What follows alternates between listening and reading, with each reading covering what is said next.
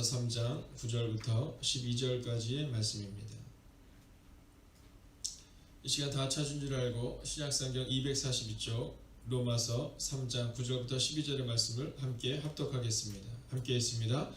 그러면 어떠하냐? 우리는 나으냐? 결코 아니라. 유대인이나 헬라인이나 다 죄 아래에 있다고 우리가 이미 선언하였느니라. 기록된 바 의인은 없나니 하나도 없으며 깨닫는 자도 없고 하나님을 찾는 자도 없고 다 치우쳐 함께 무익하게 되고 선을 행하는 자는 없나니 하나도 없도다. 아멘. 자, 이런 우스갯소리가 있습니다. 국어를 배웠다면 주제를 알고, 그리고 수학을 배웠다면 분수를 알고, 또 영어를 배웠다면 영문을 알아야 한다라는 내용이죠.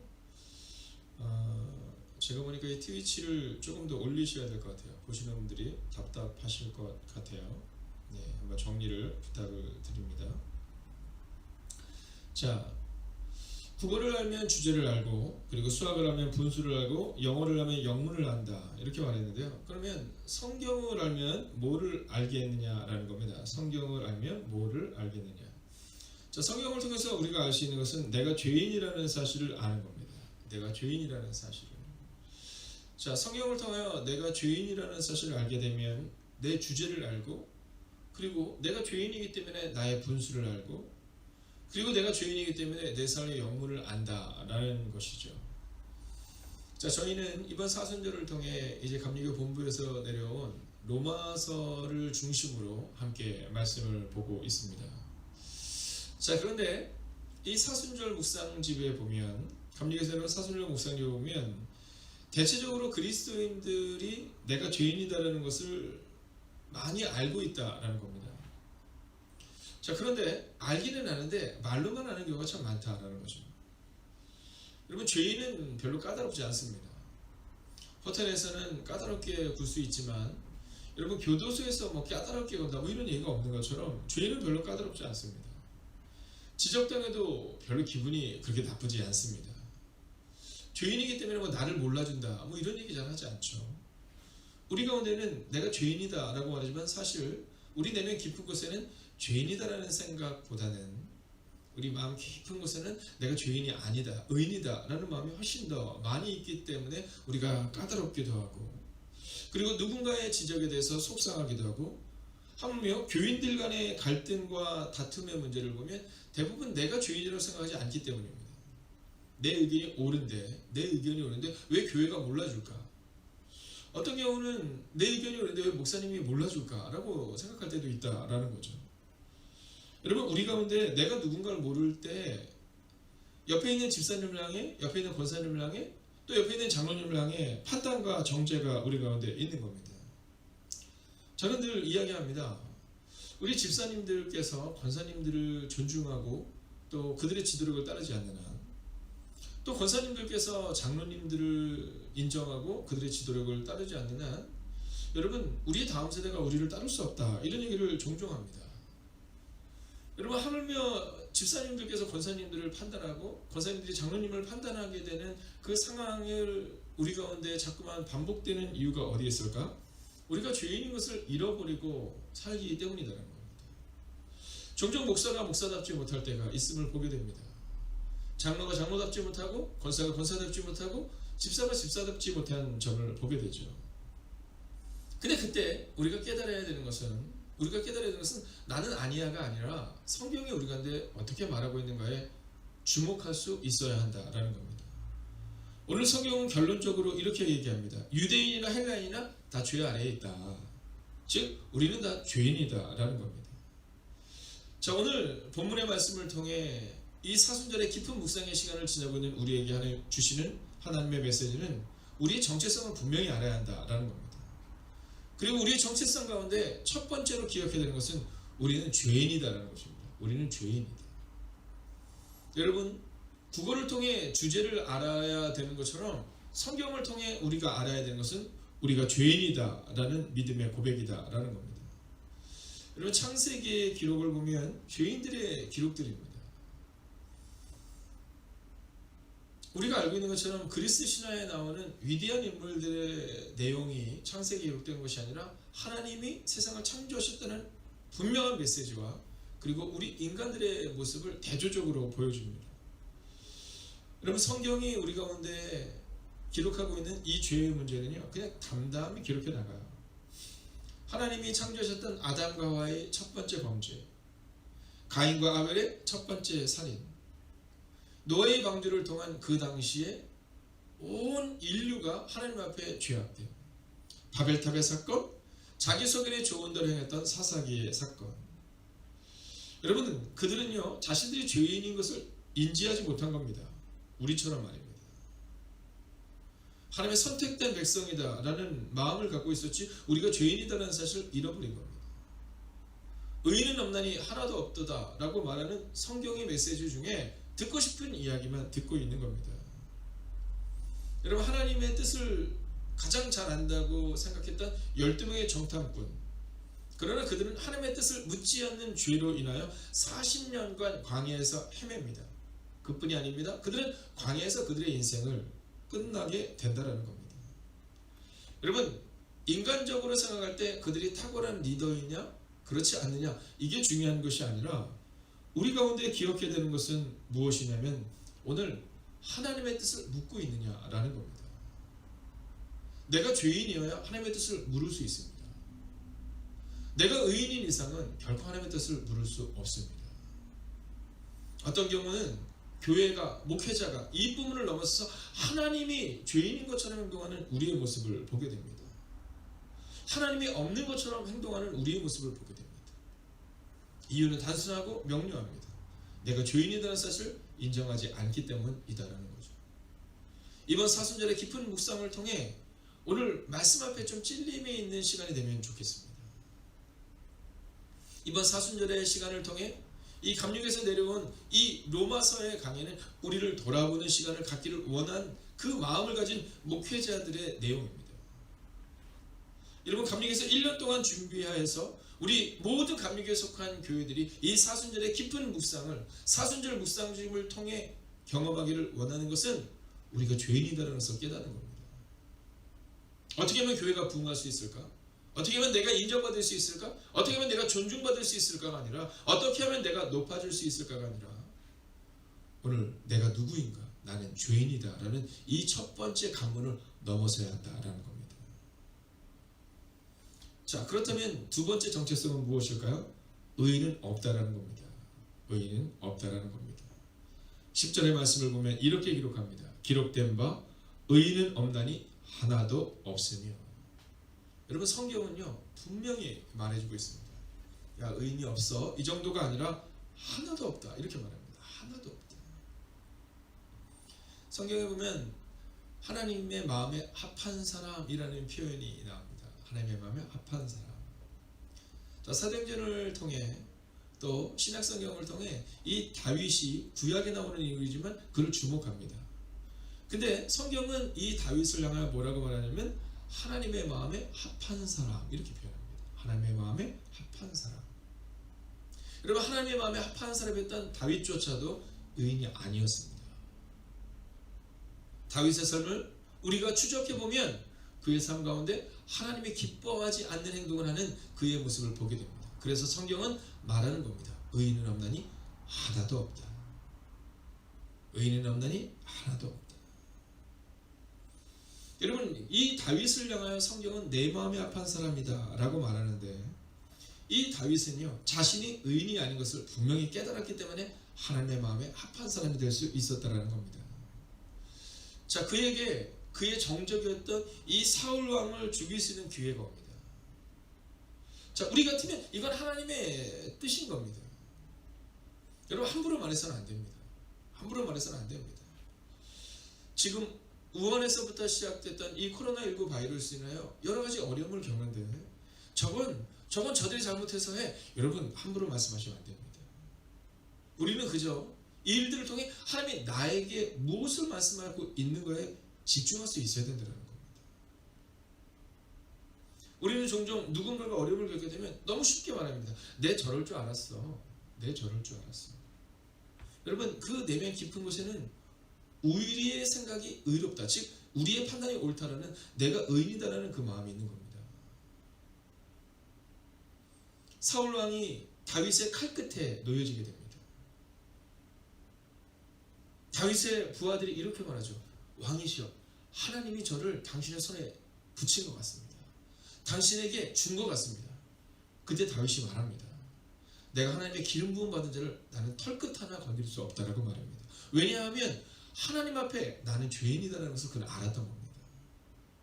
내가 판단할 수 있는 의가 나에게는 없고 나는 그저 하나님의 뜻에 순종하는 그 순종만이 있을 뿐이다 라는 거죠. 그래서 이 다윗을 향하여 우리는 이 다윗은 용서받은 죄인이다 이렇게 말합니다. 다윗이 죄를 짓지 않았다는 게 아닙니다.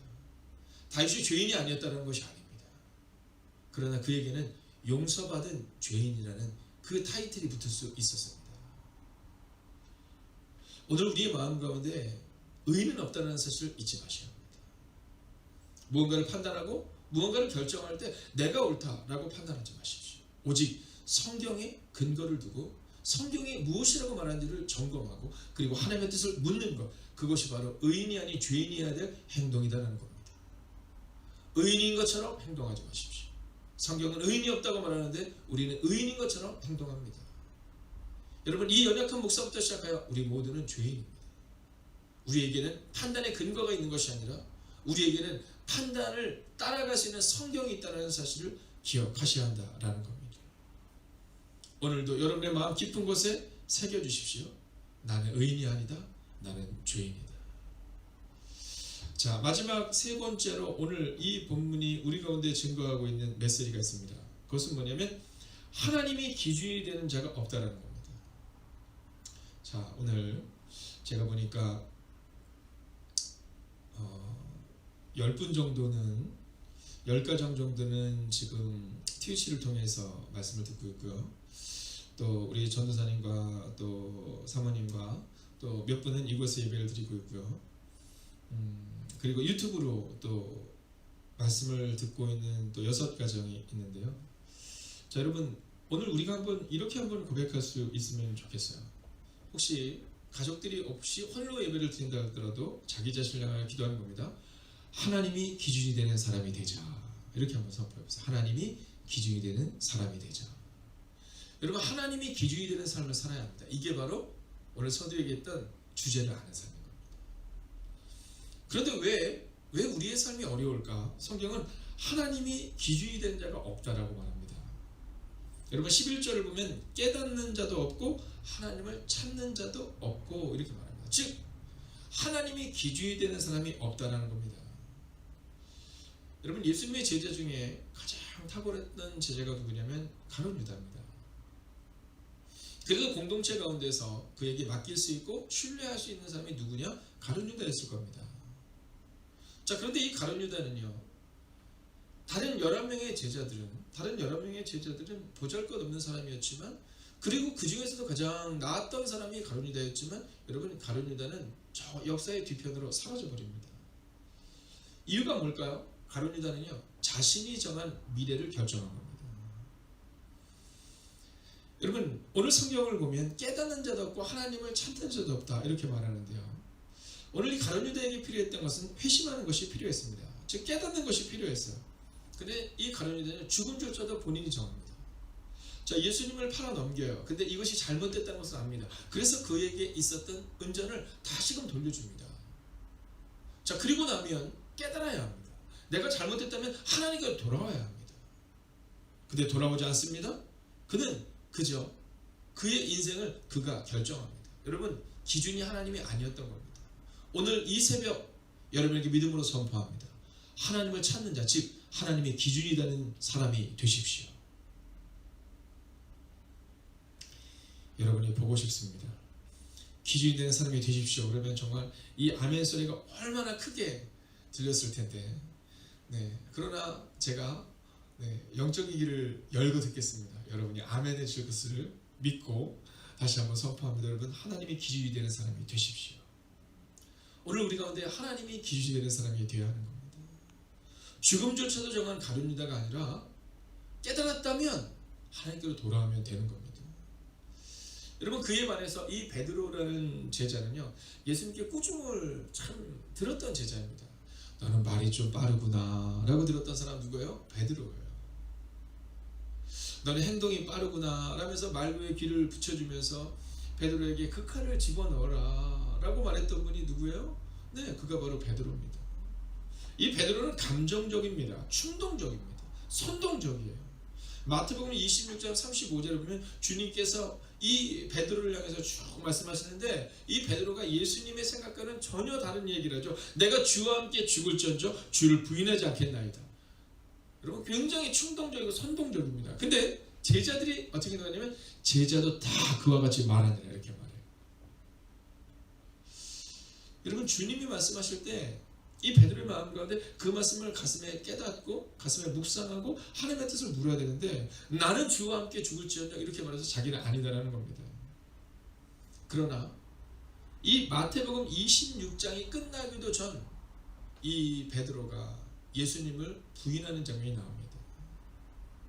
그리고 예수님의 말씀이 생각나면 인하여 그는 고개를 숙이고 성경에 보면 통곡했다라고 합니다. 통곡했다. 자, 여기에서 차이가 있는 겁니다.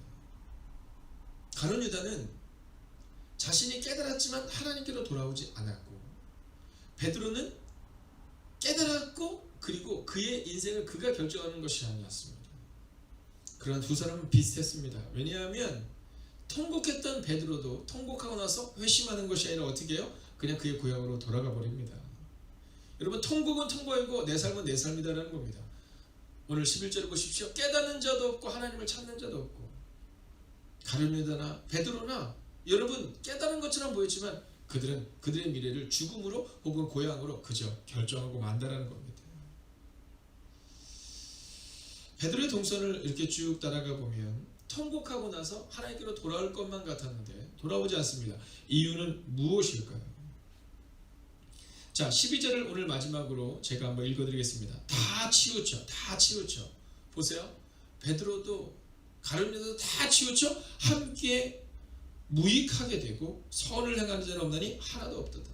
여러분 가룟 유다는 죽음을 선택해서 가버리고 오늘 베드로는 그의 고향으로 내려가 버립니다. 통곡했지만 하나님이 없는 것처럼 행동해 버리는 거죠. 제 갈 길로 그냥 가버리는 겁니다. 다 치우쳐 버린 겁니다. 여러분 이때가 언제입니까? 예수님이 제자들을 데리고 막 사역을 시작하실 때입니까? 아니에요. 언제입니까? 네. 3년의 제자훈련이 끝났을 때입니다. 3년의 제자훈련이 끝났을 때입니다. 혹시 오늘 집사인데, 권사인데, 장로인데 혹은 저같이 목사인데도 불구하고 실수할 수 있습니다. 돌아오면 되는 겁니다. 여러분 오늘 이 말씀을 듣는 여러분의 마음 가운데 찔림이 있으신 분이 계시다면 돌아오십시오. 저는 오늘 이 말씀을 준비하며 오늘 하나님께로 돌아가겠다고 저는 마음을 정했습니다. 여러분 3년의 제자훈련이 끝났지만 예수님이 계시지 않는 순간 성령님이 그들 가운데 없는 순간 하나님의 말씀을 잃어버린 순간 그들은 다 제 갈 길로 갔다라는 겁니다. 자, 그러나 베드로와 가룟 유다의 다른 점이 있습니다. 그것은 무엇입니까? 베드로에게 예수님이 다시금 찾아오셨다는 겁니다. 베드로가 마가의 다락방에서 성령님을 경험했다는 것입니다. 여러분 그 성령님을 경험하는 그 순간 여러분 베드로가 통곡하고 자신이 깨달았다고 생각하여서 변화된 것이 아니라 성령님이 그 안에 들어오시는 그 순간 내가 죄인입니다. 나는 죄인입니다. 여러분 베드로가 뭐라고 고백해요? 나는 죄인입니다. 내게서 떠났어. 이렇게 말해요. 여러분 베드로가 자신이 죄인임을 고백하는 그 순간 예수님의 사역이 시작되었고 그리고 마가의 다락방에서 성령의 임재를 경험한 순간 바로 그때 이 베드로의 삶은 놀랍고 위대한 삶으로 바꾸었다는 겁니다. 베드로가 그의 삶 가운데 탁월한 3년의 제자 훈련을 통해서 그의 삶이 바뀐 것이 아닙니다. 그가 죄인임을 고백했을 때 그리고 나는 할 수 없다 고백하며 오직 성령님을 기다리는 그 성령 임재의 순간 가운데 있을 때 그의 삶에는 죄인이었던 그의 삶이 용서받은 죄인으로 바뀌었다는 겁니다. 여전히 우리가 죄인임을 깨닫지 못하고 있다면 오늘 이 말씀 앞에 서야 합니다. 우리는 죄인입니다. 의인은 없습니다. 하나님의 뜻대로 행하지 못했습니다. 그러나 오늘 주님이 우리 안에 오셔서 말씀을 붙들고 살아가는 우리를 통해 성령님이 우리를 인도하실 때, 사랑하시는 여러분, 우리는 의인은 아니지만 용서받은 의인으로, 우리는 하나님 앞에 거룩한 자는 아니지만 용서받은 죄인으로 그렇게 설 수 있는 하나님의 사람들이 될 것입니다.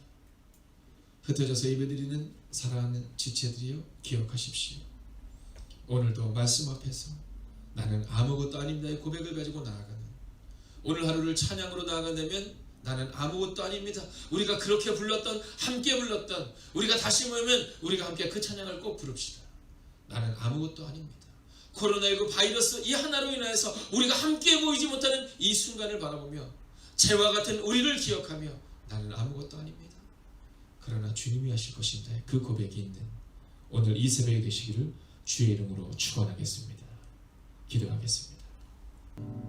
오늘 이 새벽의 시간 믿음으로서는 하나님의 사람들을 기억하여 주셔서 하나님 우리 마음 깊은 곳에 우리가 죄인임을 고백할 수 있는 하나님의 사람들 되게 하여 주시옵시고, 하나님 그러나 이 죄인을 향하여 주님이 오셨다는 그 사실을 기억하게 하여 주셔서 베드로가 나는 죄인입니다, 나를 떠나소서 말씀할 때 그의 삶의 시작이 임했고, 그리고 성령께서 마가의 달가서 임하셨을 때 베드로의 삶이 완전히 달라졌다는 것처럼 오늘 이 시간 우리는 죄인이라고 고백하는 하나님의 사람들, 하나님 코로나 바이러스 앞에 하나님 우리는 죄와 같은 존재임을 고백하는 하나님의 사람을 기억하여 주셔서 오늘도 주님의 눈동자같이 보호하여 주시옵시고, 하나님 모든 흩어져 있는 환우들 기억하여 주셔서 그들의 삶 가운데도 하나님의 거룩한 임재와 치료의 손길이 함께 하시기를 성부와 성자와 성령의 이름으로 간절히 축원하옵나이다. 아멘.